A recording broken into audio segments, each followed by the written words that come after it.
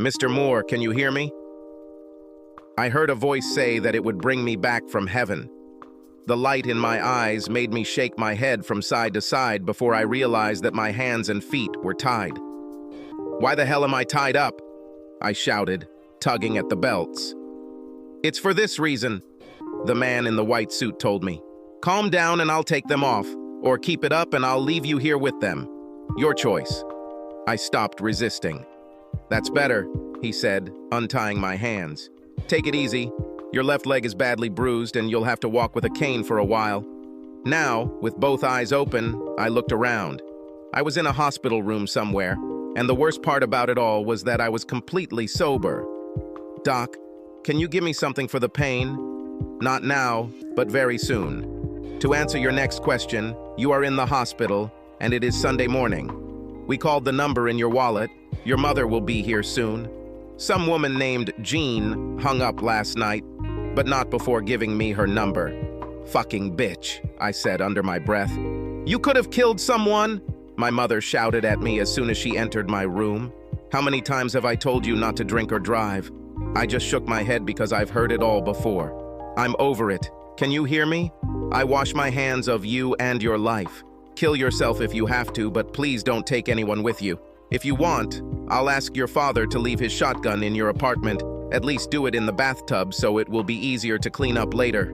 She looked at me again and left. "Wow, that was cold," the doctor said. "Good advice, but still cold." He left too. I was discharged the same day. Cuts, bruises, a sprained knee, and a few stitches are what I ended up with, despite my best efforts. I caught a taxi home and hobbled up to my apartment on the second floor. They gave me several painkillers, and I washed down the first two with a sip of vodka. Sitting at the kitchen table, I looked around my humble home. What a pigsty. It was as if someone had taken everything I owned, put it in a box, shook it, and threw it back on the floor. What does this mean? When you hit rock bottom, you can only rise up. Well, I've finally achieved it. And in record time, I might add. The next week was tough. And I'm not even talking about my physical injuries, which were starting to heal. I received no sympathy from anyone, including my students. The drunkard got what he deserved, was the general opinion. The worst part was that I was sober, and the world didn't look so rosy. I couldn't stay home because I spent my entire weekend dealing with my hangover. So if I wanted to get paid, I had to work. Hell, if I missed one more time, I'd be fired. So I got up, got dressed, took a taxi to work, and a taxi home. I could forget about asking anyone for a ride. I was still a worthless drunk and a cheater, and most of the other teachers wanted nothing to do with me. Hell is the only way to describe the next month. The human body is not designed to endure such suffering, and I had neither the time nor the money to go to rehab. I suffered 24 hours a day, or at least when I was awake. The whole time Jean rode my ass, because the only way I could get to April was by taxi, and my family still didn't want anything to do with me anymore. I struggled with this alone. On the bright side, I no longer had supervised visits. April was a child and was used to me staying away for too long. When she told me some of the things her mother said about me, I cringed. The worst part about all of this is that most of what she said was true. No matter what, I tried to see her once every 2 weeks. Jean was out of town, and it was my weekend to spend with April. She said she dropped April off at her parents' house, and I could pick her up from there. "Try to stay sober for once," were her last words to me. I had a good relationship with her parents, Connie and David, right down to Rhonda. And they didn't blame their daughter for divorcing me. The only harsh words David ever said were when he said he was disappointed in me. He thought I had a stronger moral character. It hurt more than any scream. I was busy and called David to say I would be an hour or so late. Still as sweet as he always was, David said, "Steve, why don't I give April a ride to your house and save us both a lot of trouble?" "Thank you, David. I would appreciate it if it's not too intrusive." "No problem. We'll just meet you at the entrance in, say, 20 minutes?" I was on the sidewalk when I saw their car turn right onto my street. I was very confused when they drove right past me, but I caught a glimpse of Connie grabbing the steering wheel. Their car crashed into two other cars on the right side of the street before crashing into a taxi, waiting to pay its fare. I dialed 911 and was running to the car before I even heard the crash. Paramedics were on scene in less than 5 minutes. I went to the hospital in one of two ambulances. David suffered a heart attack, and Connie had a broken arm and several ribs. April punctured her spleen and needed surgery to repair the damage. I told the doctor to take as much blood from me as he needed for my little girl. As soon as I got to the hospital, I called Jean and told her what happened. I gave her the news hour by hour until she arrived later that evening. When the doctor came out and said April was fine and out of danger, I felt incredibly relieved. I said that if she needed more blood, I still had 2 quarts. "Mr. Moore, we couldn't use your blood because she's not right for April," he said, looking at me. Okay, that didn't make any sense. "What do you mean it doesn't fit?" He dragged me into his office. "Mr. Moore, have you ever done a DNA test?" I got even more confused. Why the hell would I need a DNA test? Is there something wrong with my blood? He said something about positive and negative rhesus, but I didn't understand what he was talking about. "It's not easy to say," he said, looking at me. "Are you by any chance April's stepfather, or did you adopt her?" He continued to ask. "No, April is my child. I am her father. Just to be 100% sure, I need to do it." He took out a cotton swab and ran it along the inside of my mouth. "What was this for?" "I'll take the same swab from April and do a DNA comparison between the two of you." "Mr. Moore, I could be wrong, but I don't think you are April's biological father. In about 5 days, I will have the test results to confirm if what I suspect is true." I left the room and went to check on April before heading out the hospital doors. That night I cried and then became angry and furious. These 5 days were hell. Every day after work, I would stop by to see how April was doing. She was expected to be discharged by the end of the week. I even made it a point to stop by to see Jean's father, David. "If you had your damn license, none of this would have happened." Jean snapped at me as I entered David's room to see him before leaving the hospital. "You make me sick, you fucking loser!" She screamed at me while her father told her to hold back. "Why should I?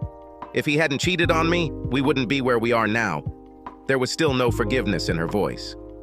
I told David that I hope he feels better and gets better soon. I turned to leave. I couldn't leave the room fast enough to escape Jean's vicious vitriol. 5 days later, I was in the hospital looking at a piece of paper that would change my life for both the better and the worse.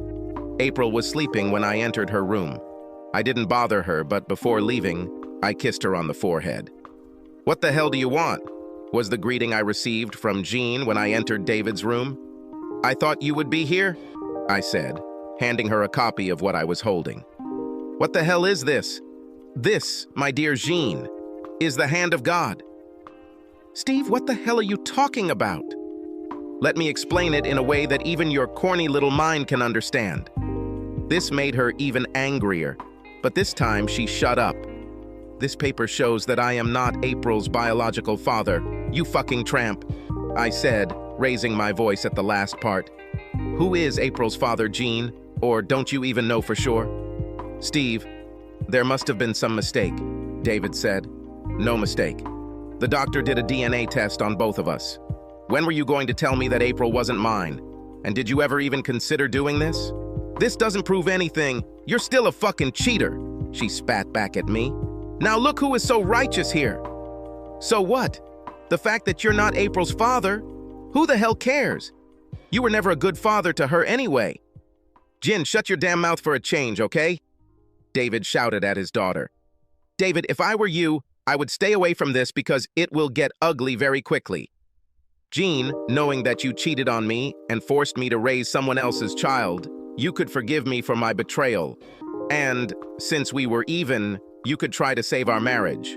Or if you just divorced me and left everything as is, I would be unhappy, but I could live with it. But you've done everything in the world to make my life hell, and now I'm going to get my pound back, even if it takes every penny I can earn, borrow, or steal. You'll dread the day you see me, you know, slut." I think she was starting to get the picture. What do they say in your church? Has the Lord spoken my vengeance?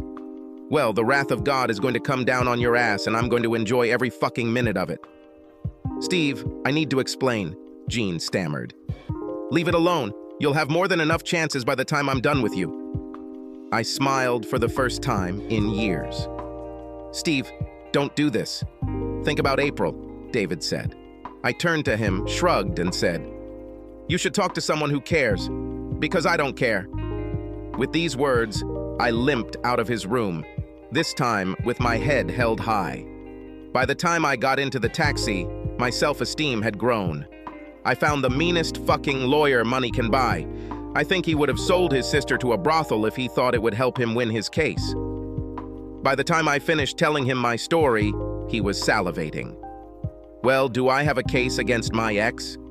Steve, first question, how far do you want to go with this? I don't understand, I answered. It's a simple question. How far do you want to go in this matter? It won't be nice if you tie my hands later. I want her to pay and suffer the same way she made me suffer for the last 2.5 years. That's all I wanted to hear. You know it will cost you dearly, but I will make sure you get back every last penny. It seemed like he was also going to make sure he got his money no matter who won or suffered. We talked for another hour. He gave me a list of things to pack for him, and I left there, at least for a while. 2 weeks were enough to put everything on paper. I think he was as excited about the case as I was. The first thing we need to get is an annulment of your marriage. April was born just over 8.5 months after you got married. In other words, Jean was pregnant with another guy's child when you two got married. The DNA report, your affidavit that you used protection while having sex with Jean, April's birth certificate, and your signed marriage license are all nails in her coffin, so to speak. I have already sent the papers to the church in which you were married and to the head of the local archdiocese. With the amount of evidence we have, there's no way they'll turn us down. How long do you think this will take? If I insist on this issue, it will probably be a little more than a month. This usually takes 3 to 6 months. Jean's parents still attended that church, and everything would probably have come to light before it was final. My skin became even thicker. Then where do we go next? If there was no marriage, then there can be no divorce. We're going to collect from her the alimony you paid her, child support, and the house, because it's still essentially half yours. After we annul the marriage, if I were you, I would return to the house, especially since you are making the payments. When can we start all this? I became more and more horny. As soon as you sign these papers, everything will start moving. I signed with a big smile on my face. My lawyer continued. I forgot to mention, I accuse Jean of fraud and seek from April's real father a refund of your expenses for her care since birth. FYI, I'm guessing her ex-boyfriend Dennis is our logical choice, but I asked her to report the father if it's not him. I found out that Dennis is now married, so I think his new wife will not be happy with him when he is ordered to give a DNA sample. Anything else you want? Nothing that I can think of right now, but I'll probably think of a couple of things in the next week or so. I think you covered the basics. Steve, this is what you pay me for. Steve, what the hell are you doing? Asked the distraught Jean. I told her she could talk to my lawyer before hanging up. She called twice more, and both times I hung up. Then my mother attacked me. Steve, I just got off the phone with David and Connie. Are you trying to annul your marriage? What kind of marriage? Jean was pregnant with someone else's child when she tricked me into marrying her. April is not mine. I guess I'm not the only asshole here. And besides, why do you care? Aren't you the one who said you don't want anything to do with me anymore? Steve, honey, it used to be when you were drinking all the time. And don't forget when I was a cheating bastard. Let's not remember this now, my mother asked. I cheated on Jean. I apologized. I begged her to forgive me. She sent me and did everything in her power to make my life a living hell. And you, my precious mother, took her side. Now it turns out that Jean wasn't as fluffy as everyone thought. She was a fucking slut who put someone else's baby on me and let me think he was mine all these years. Am I angry? Hell yes. So please stay out of my life and let me ruin it myself if I want. I hung up. Damn, that was nice. There had never been an annulment in the diocese before, but even the bishop could not dispute the facts. June lied and went into marriage fully aware that the child she was carrying was not mine. He recommended to the cardinal that this be granted, and a little over a month later, the Catholic Church declared my marriage null and void, which meant that in the eyes of God, the marriage never happened. Steve, with this out of the way, we can move on to step 2, which is to undo your divorce and make you whole again.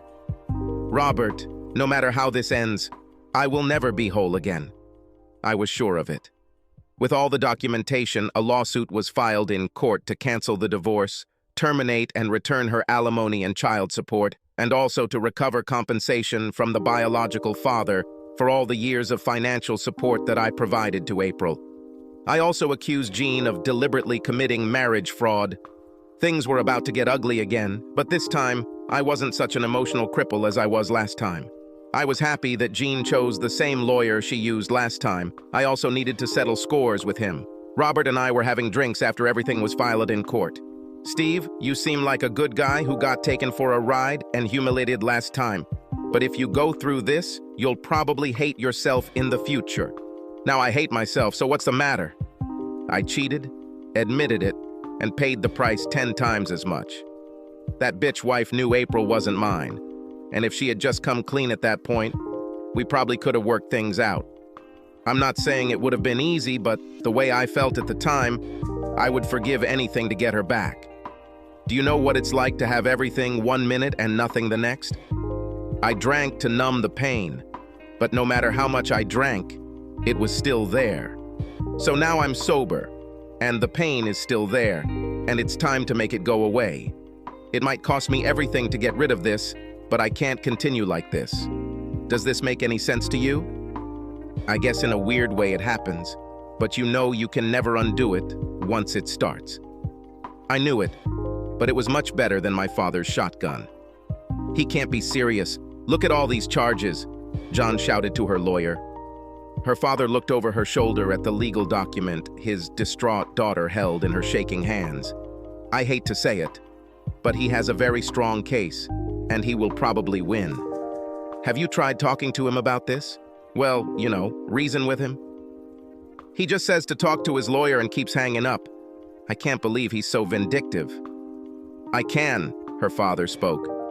You did everything you could to destroy him, almost cutting off his reproductive organs. And you probably would have done it if you could. That bastard cheated on me, she screamed. What the hell did you do with him? You got pregnant and gave him someone else's child to raise. What the hell do you think he was going to do when he found out? He's going to come at you with everything and try to execute you the same way you executed him. But this time, you have more to lose than him. Last time, you were a poor little hurt wife and mother. This time, you will be the devious, cheating slut. Jean, listen to your father. He knows what he's talking about, the lawyer supported David. I might lose, but he'll never see April again. Never. Can you hear me? She shouted at the two of them. How will it hurt him? April is not his biological child. But April loves him to death. He is the only father she has ever known. Jean, you were wrong before, and you are wrong now. You just can't see it through all your hatred. The cancellation of the divorce was inevitable. With the annulment of the marriage, there was no divorce. Alimony was immediately canceled. With the DNA report, my child support was suspended, and I was given back the title to my own home. The next couple of things got a little more challenging. I was unable to collect child support from Jean, but her ex-boyfriend Dennis was tested and was proven to be April's biological father. He was unhappy about this, as was his wife. Dennis said he had no idea he had gotten Jean pregnant. He told the court it happened on the night of her hen party. She was drunk, he was drunk, and although he didn't quite remember what happened, they must have done it in the backseat of his car. Jean swore and called Dennis a bastard in open court. She was told that one more outburst and she would be prosecuted for contempt of court. Dennis was ordered to pay full compensation to me and child support for April. Fraudulent marriage was not easy to prove. This could mean prison time for Jean if she were convicted. When the judge asked to meet in his office, I wasn't sure what to expect. Look, we are all adults here. Steve, Up to this point, you've gotten everything you wanted. Why don't we drop this last charge and close this case? Because of April, there is no way I will allow Jean to serve actual prison time, even if she is found guilty, he said, looking at everyone. I whispered something to my lawyer. We are ready to drop this charge under certain conditions, said my lawyer. All Jean has to do is call everyone she's spoken ill of about my client and tell them that she cheated on him, got pregnant, and passed off someone else's child as his. That's all we ask, in addition to Steve returning to his home. I'd rather rot in hell than do this, Jean screamed at me as her lawyer tried to calm her down. Well, Your Honor, then I see no other choice but to continue with the charges. Jean was seething and tearing me apart piece by piece with her eyes. It's Thursday. I think we all need to cool down a little. We will meet here again on Tuesday morning at 9 o'clock. I hope all parties use this time to work out a fair compromise. Otherwise, I will be forced to act, and I don't think anyone will benefit from my final decision. However, until that time, I do not want Mr. Moore to return to his former residence. Is it clear? I nodded. Jean smiled for the first time. With these words, we filed out of his office. We'll go back to our list of compromises, my lawyer told Jean's lawyer. However, if she's not willing to give in, we're going to go for the maximum penalty. And I don't think either of us wants that. That day, Robert and I made our list of demands. I want her to call my 12 ex-friends and 3 administrators at my school, I told him. I also want to see April every other weekend. It won't be easy after everything that happened. I still care about her, even though I hate her mother. She will try to block it, and we may have to bring in a child psychologist to prove to the court the strength of the bond you two have formed. Until recently, you were the only father she's ever known, and I don't think Dennis will go out of his way to mend his relationship with her. He was right about that. And anyway, why do you want to go back to the house? I guess for no other reason than to piss Jean off, but at the moment I think I just want it to go away. Please note that the house must be sold and the proceeds divided in half, even though I have been making payments on it for the past 2.5 years. Thus, it will show that I am inferior in some way. It was almost everything I wanted. Robert emailed these suggestions to Jean's lawyer, and I spent the weekend relaxing, healing, and doing both sober. It was about 2 o'clock on Monday morning, and I should have been asleep by now. I've been lying on my bed for the last 2 hours or so, staring at my laptop. More than once in the last 2 years, I had thought about throwing it into oblivion, but I was usually too drunk to stand, let alone do any harm to anyone but myself.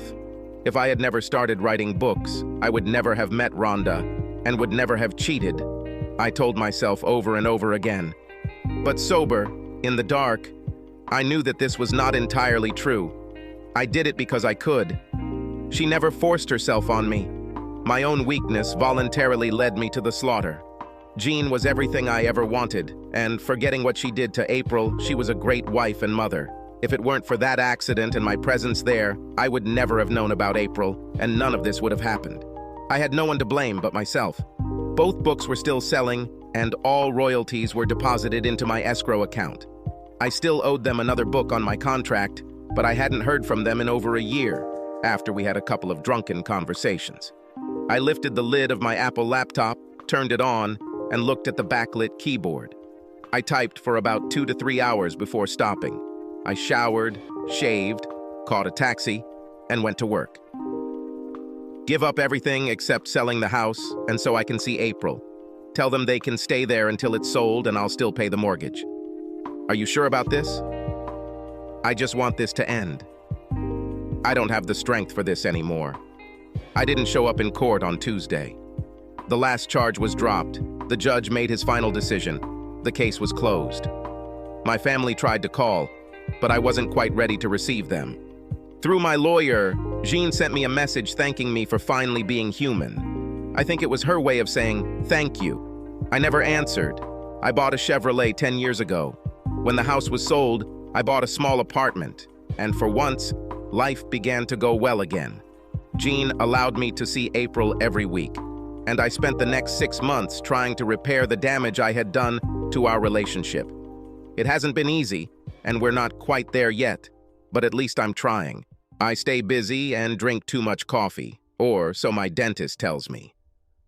One night, out of the blue, Rhonda texted me saying she was sorry. I simply replied that I did too, and left everything as it was. But I stayed busy. It was the only way I could heal. It was just after 6 when Jean returned home from work. It was a terrible day, and all she wanted to do was take off her shoes and relax. She waved to her neighbor as she walked down the driveway to the mailbox, wondering what new bill she'd find there today. It was full, not with bills or junk mail, but with a large brown bag with something hard inside that took up about 75% of the empty space.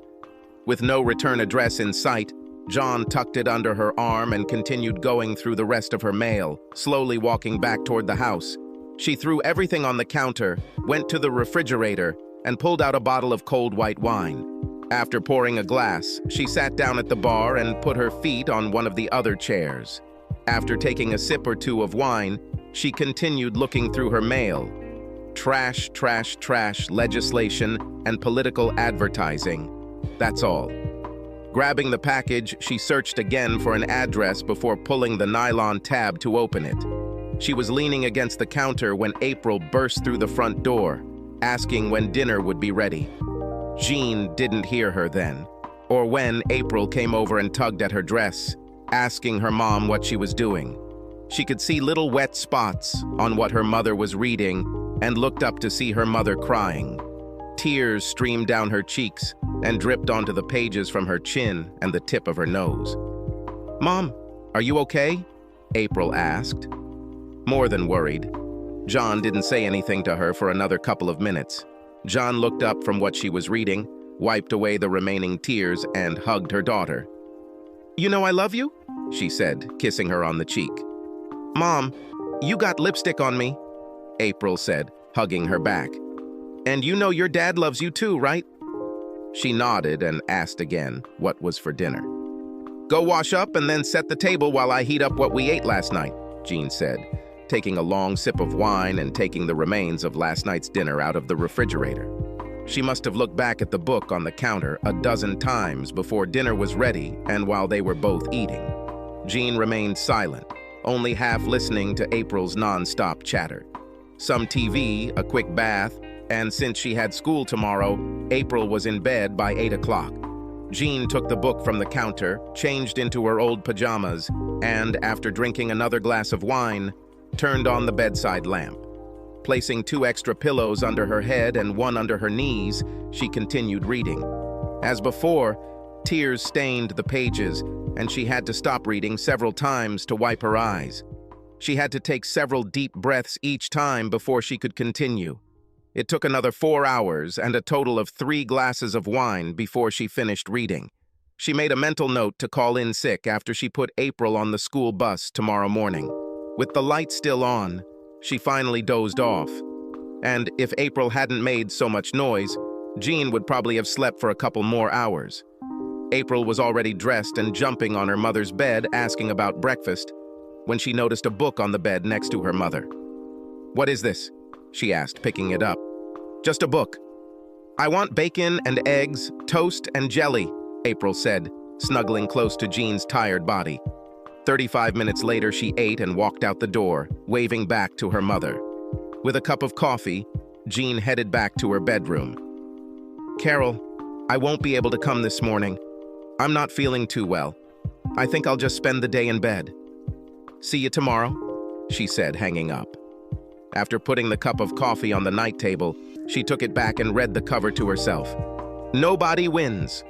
On the inside cover, it was written, "This book is dedicated to the wonderful family I once had and lost." This brought another tear to her eye as she read the first paragraph again. "This was no one's fault, but my own. Maybe if I had been a better person, I wouldn't have done what I did. I had it all, a loving wife, a daughter who thought very well of me, and a match made in heaven. But then I threw it all away because I was a weak and stupid person. I'm much stronger now, but I'm typing all alone on this damn keyboard, hopping to touch at least one man so that he doesn't make the same mistake I did. It all started with my book, The Man in the Tree. I suppose if I hadn't written it, I might still be married, but I was married and I'm not married now. As soon as I met her, I knew she was someone special, and after our first date, we would be together forever. She read it again, this time without crying so much, and agreed with the author. Nobody won. Subscribe to our channel so that your second chaff doesn't cheat on you, and go ahead and listen to the next story, because this story is nothing compared to the next one. If you're under 18, don't even think about listening to the next one.